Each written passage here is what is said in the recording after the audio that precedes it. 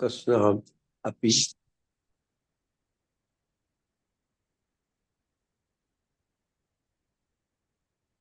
No voice. No audible.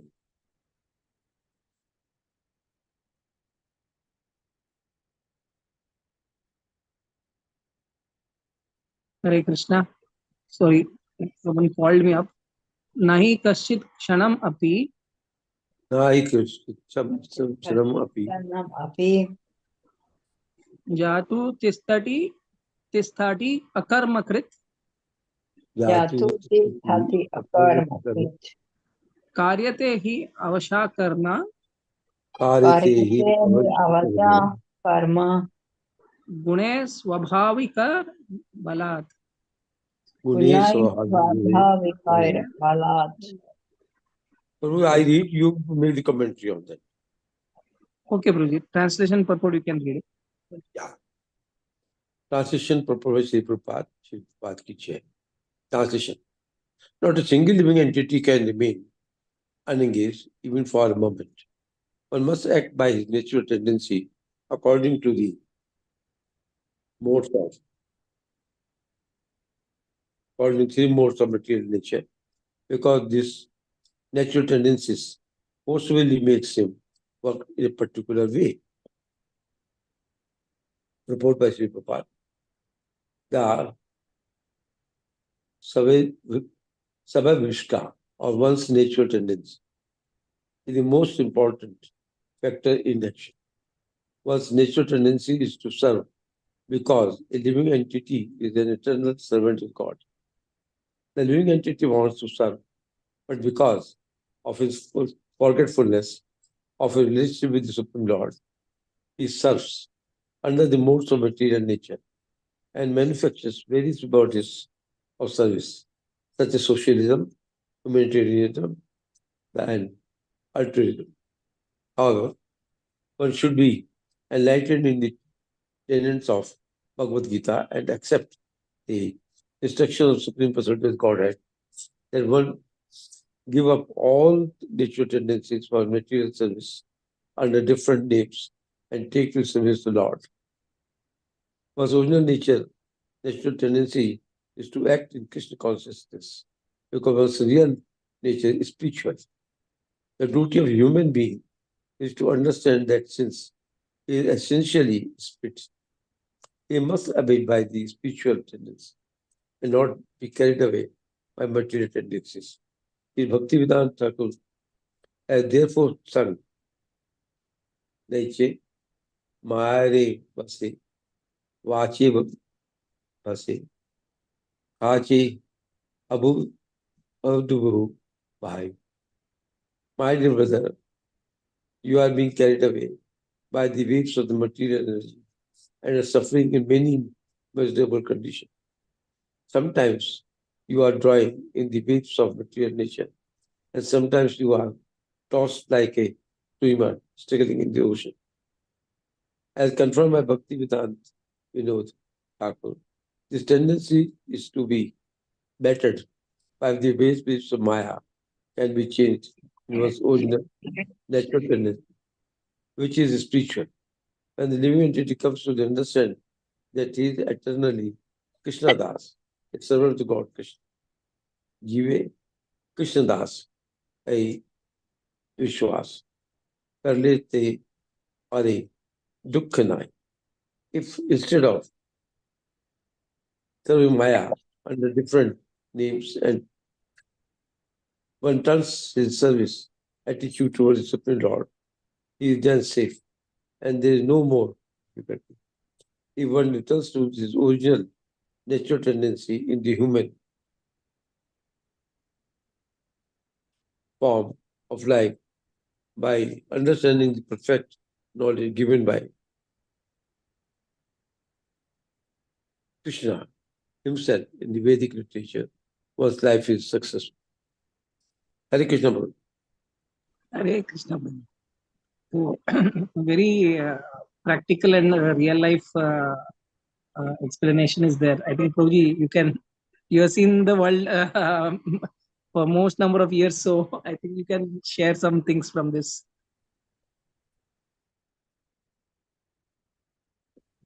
It is my first evening, so I won't be able to make much comments on that. But anyway, which I can make it or try. There's no person who can remain unengaged even for a while. Because by nature, a human being is the one who works. He believes in acting. The question is acting in the material mode and acting in the spiritual mode are two different things. By our nature, spiritual nature, we are the eternal servant of the Krishna. So we serve him, and for that we are there. But materially, we are affected by the three modes of nature. And accordingly, our life is shaped with that. So far, we are under the mode of passion. We will be having all types of problems and facing different types of difficulties in the social life. But once we go to Supreme Personality God, Krishna, surrender before him unconditionally, then he takes care of everything. As it is in Bhagavad Gita also, and we have been reading Bhagavatam also. He says, surrender to me, and other things I'll take care. And according to that, in Bhagavad Gita, many verses, and here also, he says that once the person attains the perfect knowledge and knows what actually life is and what is relationship with the Krishna, Krishna himself in the Vedic literature has given him various advices to make our eternal life successful. So that is my understanding of the para. If anybody else want to conduct, please go ahead. Thank you. Thank you, Guruji. So we see that being highlighted that each one of us have our own natural tendencies, and we act according to it. And because of our tendencies, we definitely act. Our karma in physical sense is never possible. Lord in Bhagavad Gita recommends us to perform a karma. So there's vikarma and there is akarma. So vikarma is the bad karma, or we do impious activities, and we are not recommended to do even pious activities. So we are recommended to do akarma according to Lord. But what is that akarma? The akarma is not inaction. Akarma translated in English is inaction, but how is inaction possible? But action performed according to the instructions of the Lord or under the guidance of the Lord becomes akarma. So when Arjuna fights according to the will of Lord Krishna, then his entire battle, even though there may be a lot of killings, it becomes a akarma. So therefore he is not liable by any karmic injunctions. So this is the art of performing akarma. So akarma, not in the literal sense, akarma that become just follow the instructions of the Lord and his bona fide representative, because we are not able to directly connecting to Lord. So we get this instructions through his bona fide representative, that is in the Guru Shishya Parampara, through Acharya, through a Guru. So then when he performs the actions, then it becomes inaction. But here the one of the most key thing being touched is the most intrinsic tendency. Our most intrinsic tendency, the natural tendency is that we there may be many tendencies, but each one of us, the common tendency is the tendency of the soul that serving, to render service, to render loving service. So this loving service attitude has to be dovetailed towards Krishna only. So that famous shloka comes here, that is Jivera Swarup hoye Krishnera Nityadas Krishnera Tatascha Shakti Bheda Abheda Prakash. So Jivera Swarup hoye Krishnera Nityadas. So it is the Swarupa, it is the most intrinsic quality of a soul, that the soul likes to serve, loves serving. So if somebody is trying to boss, actually that is not the actual tendency. It is an artificial thing. And therefore, we wanted to boss, and we were envious of the actual boss. That is, we are envious of Krishna, and therefore, we are given this uh, material world where we can experiment becoming a little bit of boss, and we are terribly hit. No person remains the boss for a long time. Even we cannot sometimes control our own family and our children also. So what about our we are unable to control even our own senses. So we are not even the boss of our own self. So we have to serve our senses. Our senses are continuously demanding. So we are continuously serving the senses by feeding them Vishay Vastu. So you can understand that we are actually Godas, and Bhagavad Gita and Bhagavatam are recommending that we have to become or follow in the footsteps of Goswami. So Jivera Swarupa Krishnara Nitya Das. And if we don't become Krishna's Das, then we will be serving uh, different, we'll be involving ourselves in sense gratification, and that will not actually, that will give temporary enjoyment, but uh, over the time, we will be going more and more, we'll be becoming more and more ignorant of the fact that we have to go back to Godhead. And that once we start understanding the situation at a very later point, we will become miserable. So the sooner we get back to our constitutional position, the position of service, rendering our service attitude, because first of all, the point number one is we have to perform action. Now the second point is where will we act? So act to please the Lord, act to perform, to render loving service to the Lord, and then everything will be taken under His control. Very nice fact which is being told is like the example of a person in a ocean when he's trying to surf in the ocean. We'll see that, especially when there is a high tide, we'll see that the surfer will be thrown up and down. Sometimes we feel that the person will drown, and sometimes we feel that the person will be tossed up like anything. In either of the situation, the person is not in our control. So this living in this material world is also compared to swimming in a very dangerous ocean in a high tide, where where a living entity is continuously being tossed. There is continuous threat of life. There's a continuous threat of life here, means continuous threat of losing our sanity, losing of our intelligence. Which intelligence? The true intelligence, that we are actually subservient to Krishna or his devotees. So this intelligence we can immediately lose when we indulge in the sense gratification of the waves of material ocean. So, but if we submit to the Lord, if we submit to the bona fide representative of the Lord, then Lord takes control of the situation, and under His control, under His shelter, uh, as it is said that crossing this vast, dangerous material ocean is just like crossing a hoof print of a calf. So, so it's like a paradox. Like if you want to take control, then submit your controlling tendency to Krishna. Submit your controlling tendency to his bona fide representative. And then they take care of your life, they take care of your situation.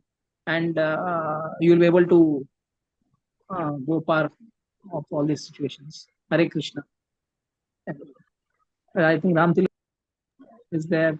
Ramtil Prabhu and other devotees can also share some thoughts.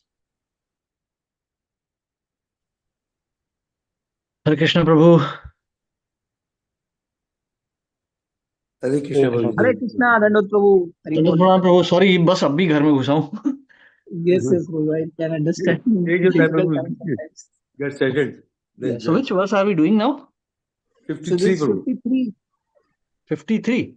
6153. Okay.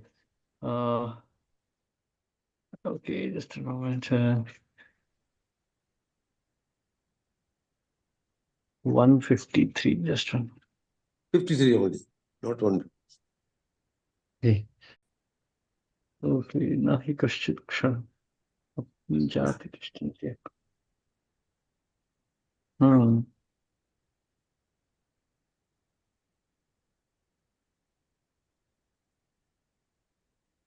So same point actually, that living entity is always active.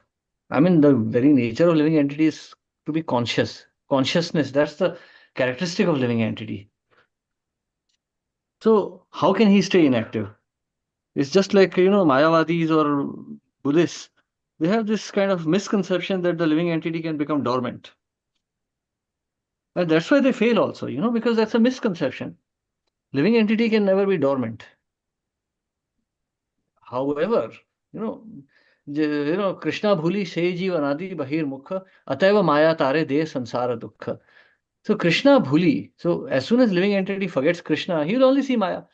Ataiva maya tare de sansara dukkha. So when he's not seeing Krishna, he's seeing Maya. But the danger is the more he sees Maya and the more he acts in Maya, the more his consciousness becomes entangled. And he gets like he's like the noose of Maya gets tightened and tightened. See, every action we do in this material world is having a corresponding reaction.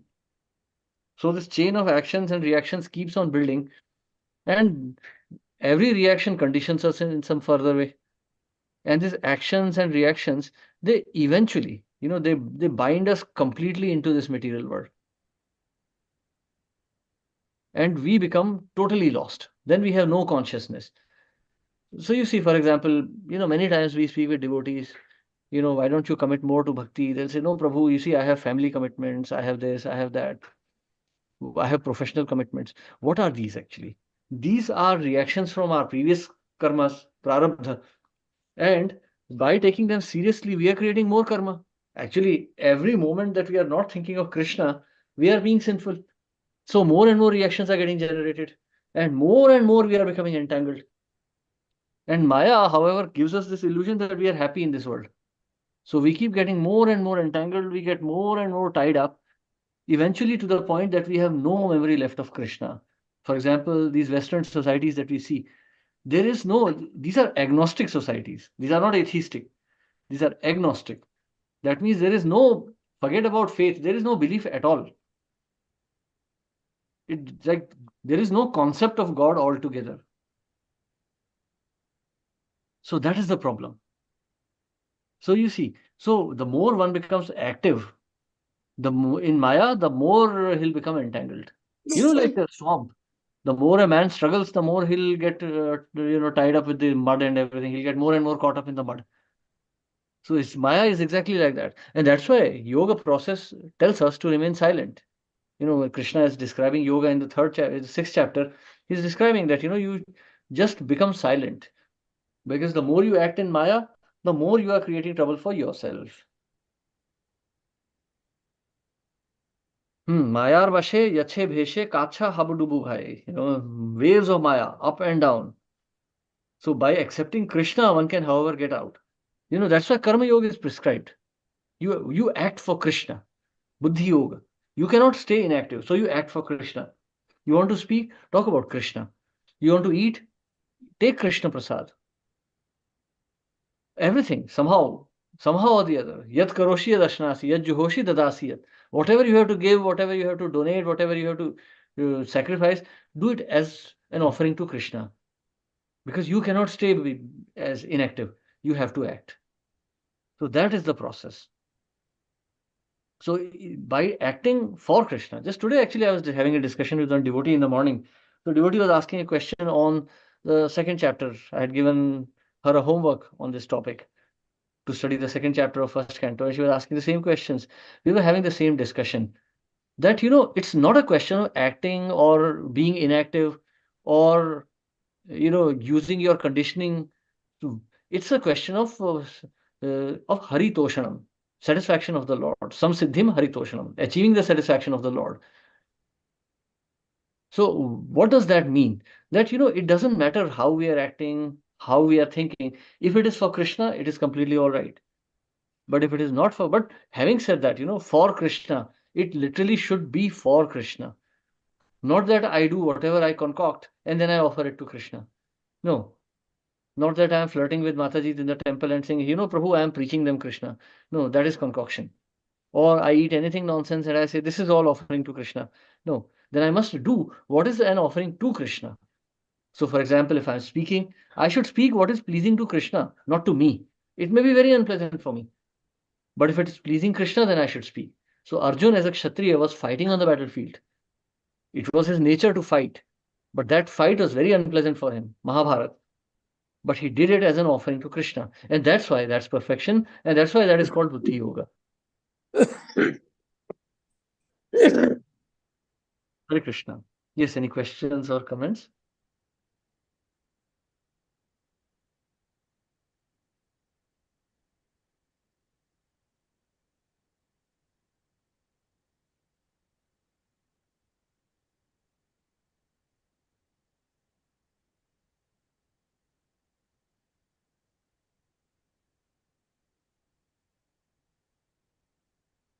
Yes, so shall we continue? Yeah, Prabhu. Four. Labdham avyaktam. Labdham avyaktam. Vyakta vyaktam abhavatyut.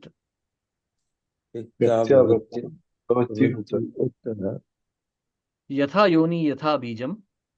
Yatha yoni yatha bijam. Swabhavena baliyasa.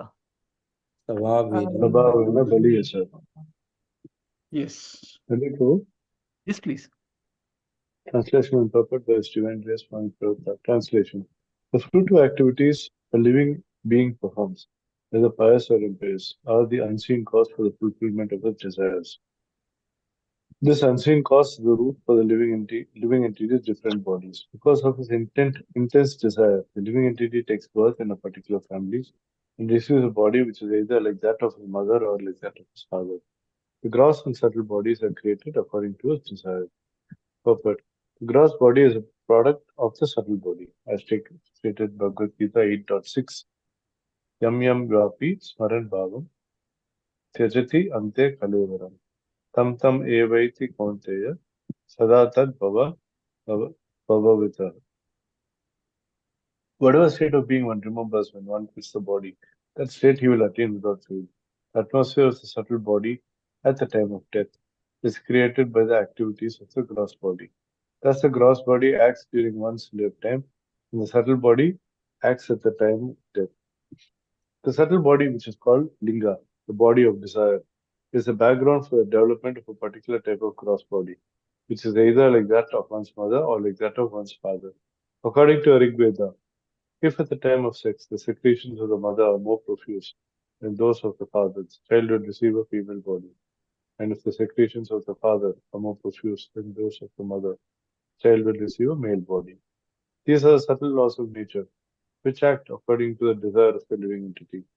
If a human being is thought to change the subtle body by developing a consciousness of Krishna, at the time of death, the subtle body will create a gross body in which he will be a devotee of Krishna. Or if he is still more perfect, he will not take another material body, but will immediately get a spiritual body and return home back to Godhead. This is the process of transmigration of the soul. Therefore, instead of trying to unite human society through the pacts for sense gratification that can never be achieved, it is clearly desirable to teach people how to become Krishna conscious and return home back to Godhead. This is true now and indeed at any time. Hare Krishna. Hare Krishna. Thank you very much. So this is actually it's a very simple purport, very simple verse and very simple purport. The fruitive activities a living being performs, whether pious or impious, are the unseen cause for the fulfillment of his desires. This unseen cause is the root of the living entity's different bodies. So you see, so what is the seen cause? The seen cause is mother and father. The unseen cause is his own karma. So, for example, you are traveling to Delhi. So you take a Rajdhani Express train. Someone comes and takes Punjab Mail. Now, Punjab Mail will go very slowly here and there. It will stop in many places, then it will reach. It will take 24 hours. Rajdhani will take 14 hours. So that's the seen cause. Okay, you have taken you're in this train and he's in that train. But unseen cause is the desire. You had the capacity to buy that ticket, so you bought an expensive ticket. Someone didn't have the capacity, he bought a cheaper ticket. So that's the difference. So seen and unseen cause. So seen cause is, yes, my father was like this, my mother was like that, so I am like this. My family is like this, I am suffering. Yes, that is definitely the present cause. But the prarabdha, or you can say the primeval cause, is our own karma. That's why we have got this kind of body. Now, how is this subtle body created? This subtle body is created of desire.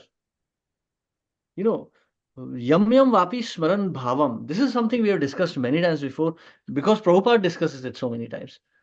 Actually, Krishna, yam yam vapi smaran bhavam tyajat ante kalevaram tam tam eva iti kaunteya sada tad bhava bhavita. Whatever state of being you remember. So that remembrance, one cannot cheat Krishna. That, okay, I will, let me do all nonsense. In the end, I'll just surround myself with lots of people chanting holy names and I'll go back to Godhead. That's not going to happen. Prana prayana samaye kaphavata pittao kantavarodhana vidhao smaranam kutaste. Kulashekar Maharaj is saying this. So kantavarodhana vidhao. Now imagine something gets stuck in our throat when we are eating something and something big gets stuck in our throat. We're not thinking of Krishna. We just want to drink some water, do something, try to, prevent ourselves from choking. But that's exactly how death happens. At the time of death, no one can save us. So what will we remember? We will remember only that thing which we have remembered all our life. Now, that's a very important point. We are not going to remember what we have remembered. We're going to remember what we have felt all our life. Brahmacharya that's why Brahmacharya is practiced. Brahmacharya is known as Indriya Nigraha or Indriya Nirodha. It is meant to protect us from material nature as a whole. Not just, okay, Brahmacharya is not celibacy. Brahmacharya is the act of refraining from materialistic activities. Brahma Acharana, acting on a spiritual platform. Of course, for a grihastha has to be in the material world, so that's a dangerous situation. A brahmachari remains in poverty and he remains aloof from this world. So he can meditate only on Krishna. Actually, the suffering of a brahmachari and the suffering of grihastha are on the same platform. They are the same. Only the grihastha is in an illusion that he is happy.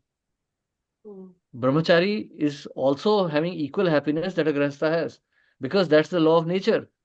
Everyone will have equal measure of happiness and pleasure depending on his previous karma. So there is no question of one suffering more than the other.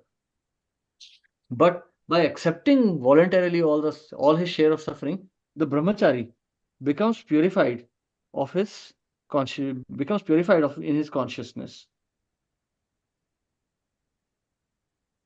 So you see, so Krishna is explaining this here. The Yamadutas are explaining. So now one may say, like Prabhupada here is explaining the cause of male and female body now, for those who are interested in biology or medicine. Now this is an interesting point. If female secretions are more, then the child is female. If male secretions are more, the child is male. But then these are again manifest causes, secondary causes. The primary cause is karma. One will not attain a female body if his consciousness is masculine. Masculine consciousness means detachment and spiritual consciousness, detachment and austerity. Feminine consciousness means the desire to enjoy. So that is the consciousness reason for taking different types of bodies. So if a man becomes too sensuous, too addicted to a sense enjoyment, it is understood that he will take a female body. That's why female bodies are not suitable for sannyas, because sannyas is a very hard process, physically and mentally. So it's not an indictment. We're not saying that this is bad, this is good. No, this is just a law of nature. So if one has obtained a female body, one should make sure that he does not deteriorate any further. I mean, the soul is always called Purusha, he. Prabhupada always writes he in Bhagavad Gita. In male or female body, the soul is always he, because he is desiring to enjoy. So he should see that he does not attain such a body again. We see in the story of Maharaj, who was that, mm, who was that king who becomes female? This story of Kalakanya. Yeah, anyhow, I'll remember the name. Yeah, Maharaj Puranjan. Yes, King Puranjan. So in his female body, he remembers his previous life, and then he regrets. So he serves, fulfills his feminine duties very nicely, and uh, he serves his very faithful, very chaste husband, very pure husband, Malay Dhwaj, and then they both go back to Godhead. So I mean, of course, this is an allegorical story, not real personalities, but that's the point. So, but then he performs feminine duties. Not that he takes sannyas and says, okay, forget it. I was a male in my last life. Now I'll become a sannyasi. No. Now he has a female body. He must fulfill the obligations of that particular body. So he serves his husband, I mean her husband, Malay Dhwaj, very sincerely. And in this way, they both go back to Godhead because the husband is a pure devotee. So, I mean, and Krishna is then, I mean, previous to this was Krishna has already spoken. Antakale cha mam eva smaran muktva kalevaram yah prayati samadbhava yati nastyatra sanshaya. So, if you quit your body thinking of me means feeling for me. You know, feeling love for Krishna, feeling affection, feeling helpless, feeling like taking helpless shelter of Krishna. If you leave your body with that feeling, Krishna is bound to give you shelter.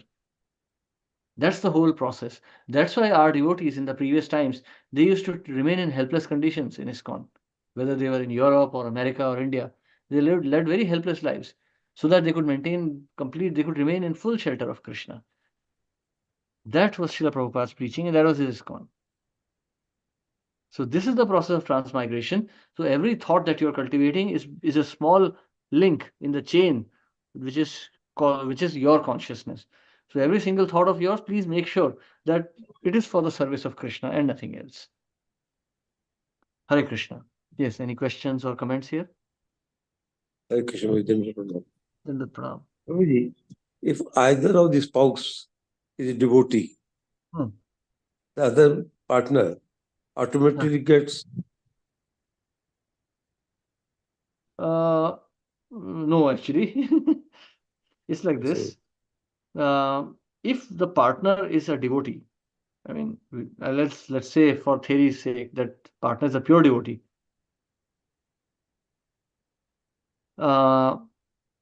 If the partner is a pure devotee and the other partner is very much dedicated and assists in preaching, I mean, in all his services to Krishna, then the partner will benefit. But if the partner is antagonist or indifferent, then it's not going to work. Because what is partner? It's just a bodily connection. Yeah. So a wife benefits from husband's service, but husband is not going to benefit from wife's service. Husband has to do his own service. But then again, these laws are applicable only to the point of liberation, not to the point of love of God. That is individual. That has to be done on its own. Either way, each one has to do his own part. Yes. See, point is like this. Yena kena prakarena. If by serving the partner, being attached to the partner, if the other partner develops love for Krishna, that's wonderful. Krishna doesn't come, then it's all a waste. Everybody wish, but it doesn't happen. Yes. My other question is, the subtle body has 17 parts, including intelligence and soul. 18 are 18. But in text 51, in the same chapter, this is subtle body is endowed with 16 parts. The 5 knowledge acquiring senses, 5 working senses, and the 5 objects of sense gratification and the mind. So why ego and intelligence is not included here? Okay. Because they are not a part of the body in that sense, you know. See, we have read, if you remember, we studied Sankhya Yoga where we discussed about 28 aspects of living entity. Yes. So intelligence is not included. Sometimes it is included. Sometimes it is considered a part of mind itself. So it is sometimes it depends. Situation sometimes included, sometimes excluded from that. Okay. We started reading this text. So we thought, I take your clarification. Thank you, Prabhuji. Hare Krishna. Yes, any other questions or comments here? Hare Krishna, Prabhuji. One more thing. Prabhuji, our consciousness and our desires basically determine what body we will get. Like females, they have more desires for sense gratification. That's why they get a female body. Hmm. But Prabhuji, how do you explain those that some are born as males, but they Hmm. have female tendencies, so much so that they undergo a sex change operation and become Okay. females? So these are like, anomalies of nature. Like in the sense that he had some karma, some prarabdha to be male, but the Hmm. desires are intensely female. He's on the borderline. Like you studied chemistry, like the process of diffusion. There's a boundary layer Hmm. where the concentration of two fluids is like 50%. Hmm. And then, like the boundary layer of fluid diffusion is always like a mixture. The boundary layer is never a sharp layer between two fluids. Hmm. The molecules are getting interchanged, Brownian motion. Hmm. So it is like that, that is like these living entities are almost on the border. But of course, I'll tell you one thing very honestly. Like most of this kind of transsexualism and homosexuality is a lot of a phenomena which has been like put into people's head. There are Hmm. feminine tendencies in men and there are masculine tendencies in females. But Hmm. sometimes the association also pushes these people further and further. Hmm. So, like, Prabhupada had disciples who were homosexuals also. Prabhupada trained them. He made them into preachers and other things. I mean, Hmm. these kind of tendencies exist, but there must be a proper system to purify a person. I mean, what are these tendencies? Just an intermixing of tamoguna and rajoguna. What Hmm. is female nature, male nature? If there is predominance of sattva-guna, then the nature is male. If predominance of rajoguna and tamoguna, then nature is female. Hmm. Yes, but only these So, extreme cases, where people go to the extreme of doing this sort of a surgery and this, I feel that means they are so much inclined to have that particular body. Their desire is so much, and how they have landed up with exactly the other type of body. Yes. So see, the desire is anyway there, like they were on the borderline somehow or the other, like they got a male body and they wanted to be a female, like they were almost going to be female. But some prarabdha brought them to this condition. So they again desire to go back.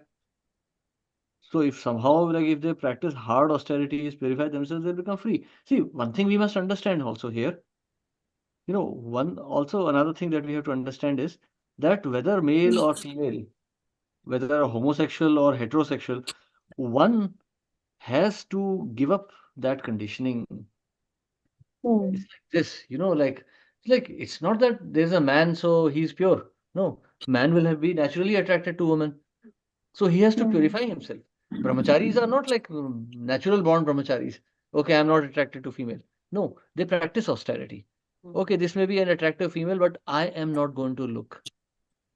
This Mataji may be attracted to me, but I will not look at her. I am also attracted, but I will not, you know, I'll not facilitate this attraction. So that is austerity. Or yes, so in case of a homosexual, that attraction is towards males. So he has to control that attraction. It's the same thing, no difference. So if we Then talk in again, Prabhuji, you feel then what are those people who get the mixed type of body? They are also on this borderline, yeah, like you see sometimes animals have such distortions in their bodies. All a part of prarabdha, just an intermixing of Mahat Tattva and the three modes. Hmm. As Kalyug progresses, you will see more such people because people are very depraved. Hmm. The souls have very degraded tendencies, so they get these kind of mixed, very confused, mixed up bodies and mixed up minds. Hmm. Actually, dharma projito kehta hua, all this nonsense has to be kicked out. So one should be taught forcibly a study of Bhagavatam, very pure study of Bhagavatam, one will become purified. Hmm. Because it's just for this body. I mean, he's just got this body and mind. If this body and mind are purified, his next body will be pure. So But these is there some some people get, a mixed type of body, and some people get a mixed type of mind. Which Hmm. is more intense? I mean, I think the ones with the mixed type of mind, or Mixed type of body, because the mind is so already mixed up that body itself has taken that form. Mind is shaping the body. Hmm. So eventually, like, we have to purify ourselves completely. We have to get rid of this body and mind. They are undesirable. Even for people like us who are straight and normal, it is undesirable. Hmm. Okay, Babuji. Thank you so much. Hare Krishna. Yes. Yes, Prabhuji, anyone else has any question here? Here, Prabhupada is again making one more comment that therefore, instead of trying to unite human society through pacts for sense gratification that can never be achieved, so it's like Prabhupada is directly saying it cannot be achieved. Matlab, yeah, many times Prabhupada you should mock about United Nations and everything, like nothing can be united. So here again, I was thinking on the fact like nowadays we are using this Hindu jargon so that we get united, so that there will be a lot of protection and everything. But Oh, all this type of propaganda cannot work. That's what our acharyas are pointing out. Unless people are speaking about the scriptures and associating and training each other and motivating each other to follow the injunctions of the scriptures, then just superficial unity will not work. yeah. See, go online and you'll see how Hindus are fighting bitterly with each other. The Vaishnavas are cursing Shiva, Shaivites are cursing Vishnu. They're all like animals, you know. They're all like animals. So this is all nonsense. This Hinduism, Christianity, Islam, all this is nonsense. One has to serve the Supreme Lord. Savaya pumsham paro dharmo yato bhaktir adhokshaje. That's it. Just serve the Supreme. Whichever religion, whichever faith you have, just try to find the Supreme Lord there itself. Of course, Krishna consciousness is the best because it is the most profound. But any other path, try to understand the Supreme Lord instead of creating these sects here and there. So this so-called Hindutva is also some nonsense conception. Just some political idea, you know. This political party will go, next time someone will talk secularism, and then people will forget all this Hindutva again. So this is all illusion. यही भाला यही मंद यही सब भ्रम द्वैते भद्रा भद्र ज्ञान सब मनोधर्म. It is just mental misconception.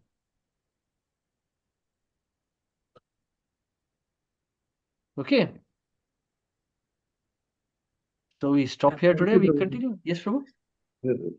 Thank you, I said. Hare Krishna. Hari. So we continue tomorrow. Tomorrow I'm at home, so we'll start on time. Sorry, Monday, Tuesdays are a little bad. No worries, no problem. Thank you.